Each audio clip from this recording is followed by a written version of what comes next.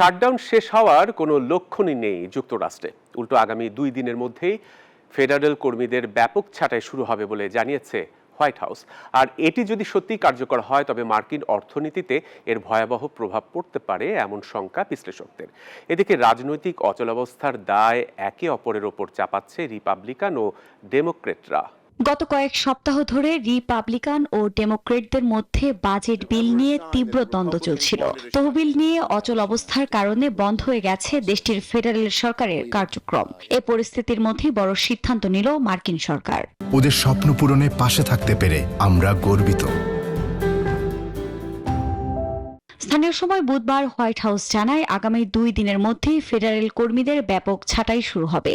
এদিন ব্রিফিংয়ে ডেমোক্রেটদের বিরুদ্ধে রাজনৈতিক চালের অভিযোগ তোলেন ভাইস প্রেসিডেন্ট জেডি ভ্যান্স। সত্যি বলতে গেলে যদি এটি দীর্ঘস্থায়ী হয় তবে আমাদের কর্মী ছাঁটাই করতে হবে। ডেমোক্রেটরা অবৈধ অভিবাসীদের স্বাস্থ্যসেবা সুবিধা দিতে চাইছে।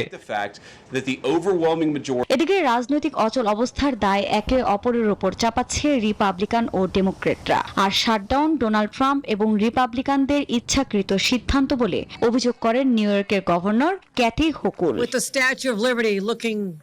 গণমাধ্যমের তথ্য বলছে প্রায় 7,50,000 কর্মী বা 40% ফেডারেল কর্মী সাময়িকভাবে চাকরি হারাবেন। কিছু কর্মীকে এরই মধ্যে ছুটিতে পাঠানো হয়েছে।